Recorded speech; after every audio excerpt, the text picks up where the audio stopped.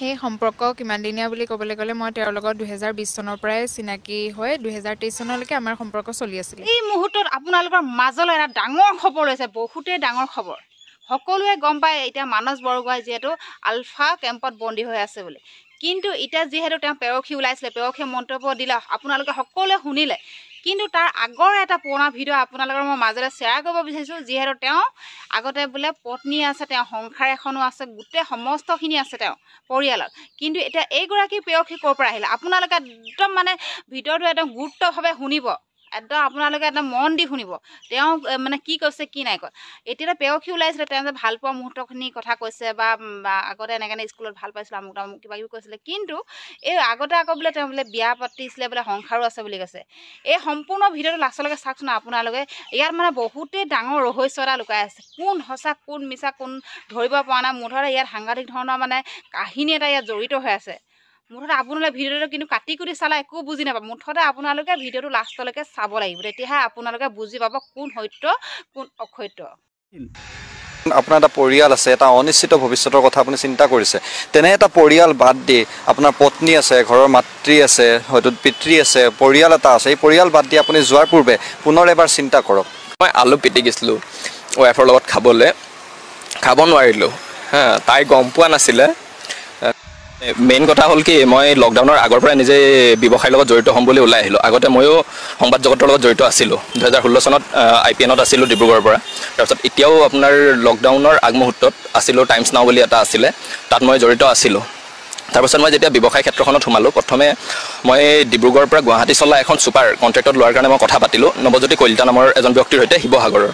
তাৰপিছত সেই 50,000 টকাটো মোৰ তেখেতৰ তাত ডুব গ'ল, কাৰণ 2 বছৰৰ কাৰণে মই লৈছিলোঁ যেতিয়া, সেই ক'ভিডৰ সময়ত সকলোখিনি ডুব গ'ল। তাৰপাছত মই কৰিলোঁ কমাৰ্চ পইণ্টত এটা PG লৈছিলোঁ, তাতো মোৰ মিনিমাম 65,000 টকা, 40,000 টকা কেছ, 20,000 টকা কেছ দি আৰু 20,000 টকা ট্ৰান্সফাৰ কৰিছোঁ মই অ'নাৰক।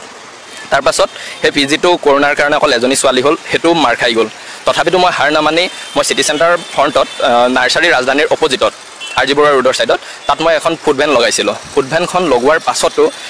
ইমানেই দাম না মই কিবা কৰিব পাৰোঁ। তাততো যিহেতু সকলোৱেতো কাম কৰি খাই আছে, 50 টকাতকৈ বেছি হ'লে যিকোনো বস্তু খাব নোৱাৰে। মই যদি তাতকৈ বেছি দিবলৈ যাওঁ নহ'ব, তেওঁলোকে খাব নোৱাৰিব। সেই মই যেতিয়া দিবলৈ যাওঁ, মোৰ 2জন আছিলে, এজন কাৰিকৰ আছিলে আৰু এজন তেওঁৰ লগত কাম কৰা সহায়ক আছিলে। 2জনকতো দৰমহা দিব লাগিব। তেওঁলোকক মই দৰমহা দিওঁতে মেলোঁতে মই নিজে চলিবলৈ অসুবিধা হৈ গ'ল। তাৰপিছত ইয়াতে মই মিনি বজাৰ ফ্ৰণ্টত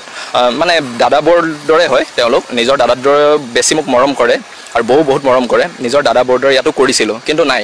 ইমানে দাম হয়, দিনটোত যদি 1000 টকা চেল হয়, মই কিনিব লাগে প্ৰায় 1600 পৰা 1700 টকা, আৰু মোৰ দৰমহা দিব লগা হয় কৰ্মচাৰীক। তেনেকৈতো চলিব নোৱাৰি। দাদাবোৰে ভাড়া নাই লোৱা, কিন্তু তেওঁলোককতো মই কিবা এটা দিব লাগিব না, তেওঁলোকক দিব পাৰিছোঁ না চলিব পাৰিছোঁ। আজি এসপ্তাহ ধৰি কোনো অপশ্যনে নোহোৱা হৈ গ'ল। অপশ্যন নোহোৱাৰ বাবে মই এইটো পথ লৈছোঁ।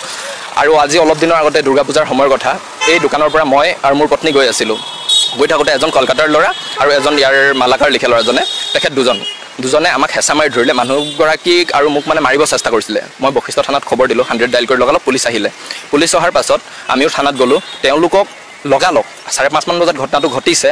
তেওঁলোকক ৰাতি 11 বজালৈ এৰি দিছে। পাছত তেহেঁতি আহি মদ খাই বাহিৰত, আমাৰ কেম্পাছত এজন ল'ৰা থাকে, কিন্তু সেইজনে মদ খাই বাহিৰত উদ্ভণ্ডালি কৰিছে। পিছদিনা এনেকুৱা এটা ছিটুৱেশ্যন তেহেঁতি কৰিলে, এইটো দেখাল যে আমাৰ বহুত ডাঙৰ ডাঙৰ অফিচাৰ চিনাকি আছে, আমাক মানে কম্প্ৰমাইজত আহিবলৈ বাধ্য কৰাই দিলে। যদি আজি আমি কিবা এটা ব্যৱসায় কৰি চলিব নোৱাৰোঁ বা কোনো ধৰণৰ এনেকুৱা কাম মই কৰিবই নোৱাৰোঁ, না মুক্ত মানে আমি মুক্ত আকাশৰ তলত ঘূৰিব পাৰোঁ, কি পাৰোঁ? একোৱে নোৱাৰোঁ। আমাৰ মূল ভুল এটাই নেকি, আমি যে অসমীয়া হ'লোঁ, অসমীয়া হ'ব নালাগিছিল চাগে, অসমীয়া হোৱাটোৱে মূল ভুল। মোক যিহেতু আৰক্ষী প্ৰশাসনে কৈছে যে তুমি হেৰি নকৰা, তোমাক হেৰি কৰিবলৈ লগ কৰিব কথা আছে, কিন্তু সেইটো নহয়। পুলিচে কেতিয়াও নিবিচাৰে কোনোবা ভুল পথত যাওক, বা কোনো সংবাদ মাধ্যমো নিবিচাৰে, বা যোনে হ'লেও নিবিচাৰে। কিন্তু আমি কিয় এনেকুৱা পথ ল'ব লগা হৈছে? যিহেতু আপোনালোকেও কৈছে যে পৰেশ বৰুৱা ডাঙৰীয়াক হিমন্ত বিশ্ব শৰ্মাই কৈছে যে আলোচনাত বহিবলৈ, কিন্তু যিসকল ল'ৰা ছোৱালী গৈছে, কিয় গৈছে? এই কাঁইটীয়া পথেৰে তেওঁলোক আগবাঢ়ি যোৱাৰ আঁৰত নিশ্চয় কিবা এটা কথা আছে। মই বহুত লোন PMGPৰ আঁচনি আছিল, আঁচনি মই এপ্লাই কৰিলোঁ। ঘৰত প্ৰায় 200 জোপাতকৈ অধিক তামোল লাগি থকা, পাণ লাগি থকা গছ মই নিজে কাটাই দিলোঁ। দেউতাই মোৰ কাৰণে কটাই দিলে। কিন্তু কি হ'ল, মই যোনটো লোনৰ কাৰণে কৰিছিলোঁ, ডেইৰী স্কিমৰ কাৰণে, প্ৰথমে হ'ব ক'লে, বেংকেও ক'লে তুমি চব ক্লিয়াৰ কৰা, জেগাডোখৰ আমি চাব লাগিব। লাষ্টত কোনো ৰিজন নোহোৱাকৈ এটাই কথা ক'লে যে আপোনাক লোন দিব নোৱাৰিম। কিহৰ কাৰণে? বেলেগে পাৰে, আমি অসমীয়া হোৱাৰ কাৰণে নোৱাৰোঁ। অসমীয়া একো কাম কৰিব নোৱাৰে। যদি কৰিব নোৱাৰোঁ, ইমানে মই বিপদত পৰিলোঁ, আৰু সেইকাৰণে আত্মহত্যা কৰি কাপুৰুষালী হ'ব নিবিচাৰোঁ কাৰণ ইমান দিন আছোঁ সদায় মানে মূৰ দাঙি জীয়াই আছোঁ আৰু সেইবাবে ভাবিছোঁ কি যিহেতু তেওঁলোকো গৈছিলে জাতি ৰক্ষাৰ স্বাৰ্থত মই এইটোৱে ভাবোঁ মই আজি ওলাই গৈছোঁ হয়তো কাইলৈও মৰিব পাৰোঁ বা এমাহৰ বা এবছৰৰ পিছত হ'লেও মৰিব পাৰোঁ আজি যদি এইটো বিষয়ত চৰকাৰে দৃষ্টিগোচৰ নকৰে হয়তো মই মৰাৰ পিছত যদি এইটো কথা উল্লেখ হয় হয়তো তেতিয়া হয়তো সেইখন চৰকাৰে এই বিষয়ত দৃষ্টিগোচৰ কৰিব পাৰে আপুনি নিজে উল্লেখ কৰিছে যে এটা ভুল পথত যোৱাটো আৰক্ষীয়ে নিবিচাৰে সংবাদ মাধ্যমে নিবিচাৰে কিন্তু আলফাৰ দৰে এটা সংগঠন যিটো সংগঠনৰ লগত এতিয়া আপুনি যদি যায় কাইলৈ হয়তো আপুনিও হয়তো ধন দাবী কৰিব লাগিব অপহৰণ কৰিব লাগিব বন্দুক বাৰুকৰ লগতে খেলা খেলিব লাগিব এক অনিশ্চিত ভৱিষ্যতত আপুনি ভৰি দিব বিচাৰিছে এক অন্ধকাৰ জগতত আপুনি যাব বিচাৰিছে এয়া জানো সকলো সমস্যাৰ সমাধান হ'ব কাৰণ অন্ধকাৰ ভৱিষ্যতত গৈ আজি পৰ্যন্ত কোনো সমস্যাৰ সমাধান হোৱা নাই আপুনি এনেধৰণৰ এটা এগৰাকী যিহেতু শিক্ষিত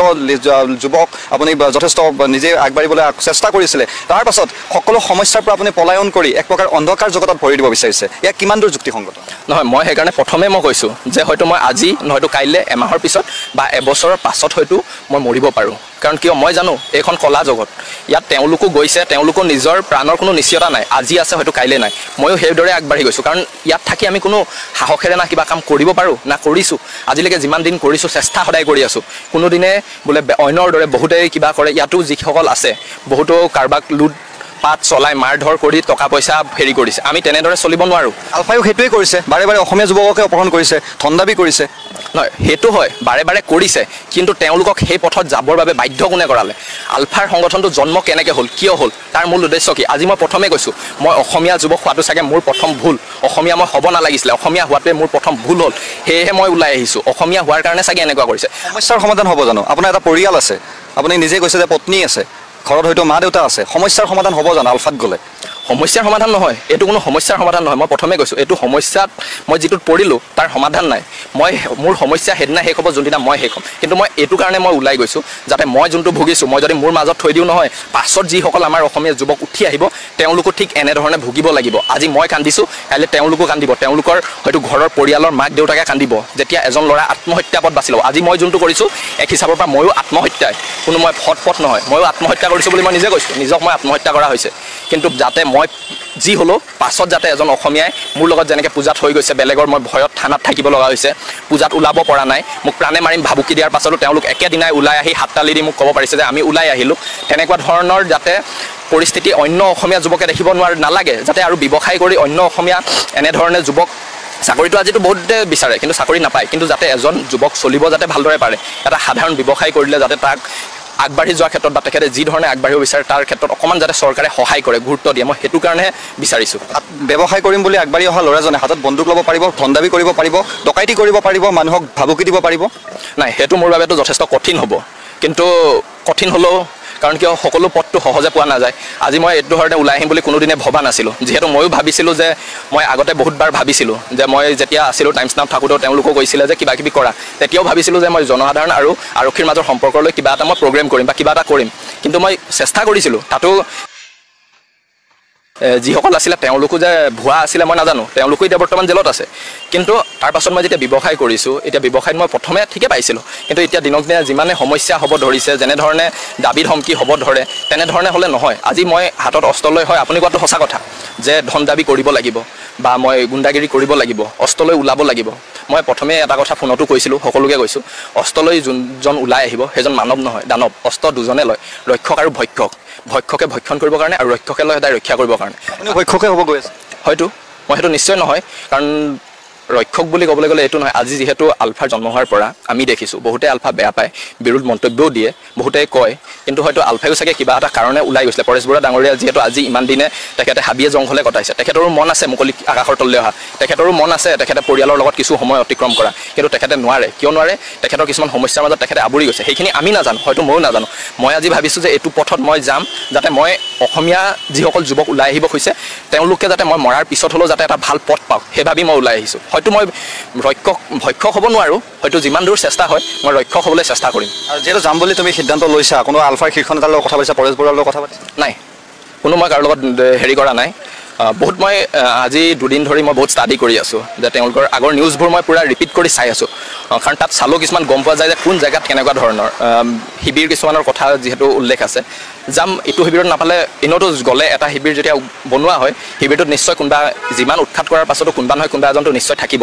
সেই ভাবিয়ে মই ওলাই গৈছোঁ শিবিৰলৈকে পুনৰ ডাইৰেক্ট মই যাম বুলি ভাবিছোঁ আৰক্ষী প্ৰশাসন বা মুখ্যমন্ত্ৰীৰ তৰফৰ পৰা কিবা যোগাযোগ কৰা হৈছে যিহেতু তুমি টুইট কৰিছা সেই টুইট প্ৰশাসনৰ তৰফৰ পৰা যোগাযোগ কৰা হৈছে নি বৰ্তমানলৈ আজি যিহেতু তুমি এটা ষ্টেটাছ দিছিলা যে মই আলফাত যাম শীঘ্ৰেই যোগদান কৰিম চৰকাৰে সকলো পথ বন্ধ কৰি দিছে এনে ষ্টেটাছ আছে তাৰপিছত কিবা যোগাযোগ কৰা হৈছে নেকি যে তোমাক বাধা দিবলৈ নহয় আৰক্ষীৰ ফালৰ পৰা কৰা হৈছে ভুল নকওঁ মই সদায় নিজে আৰক্ষীৰ পক্ষতে মই থিয় দি আহিছোঁ যেতিয়া এতিয়াও মই এইটো নকওঁ যে আৰক্ষীয়ে মোক কোৱা নাই আৰক্ষীয়ে মোক বাৰ বাৰ ফোন কৰিছে যে তুমি বহা তুমি য'ত আছা ভাস্কৰ ছাৰেও কৈছে ভাস্কৰ জ্যোতি ছাৰে মোক ফোন কৰিছে ছবাৰ 7 বাৰলৈকে ফোন কৰিছে যে তুমি য'ত আছা তুমি অলপ ৰখি দিয়া এতিয়া আপোনালোক পাওঁতেই এখন চাৰ্ভিলেঞ্চৰ গাড়ী গৈছে ছাৰে কৈছে যে তোমাক আনিব গৈ আছে তুমি ক'তো নাযাবা অলপ ৰখি দিয়া মই ছাৰক এটাই কৈছোঁ যে আপুনি মোক কি আছে ফোনত কৰি লওক ছাৰে কৈছে যে নহয় তোমাৰ বাবে এটা ছাৰপ্ৰাইজ আছে তুমি ৰখা তুমি খালি গুচি নাযাবা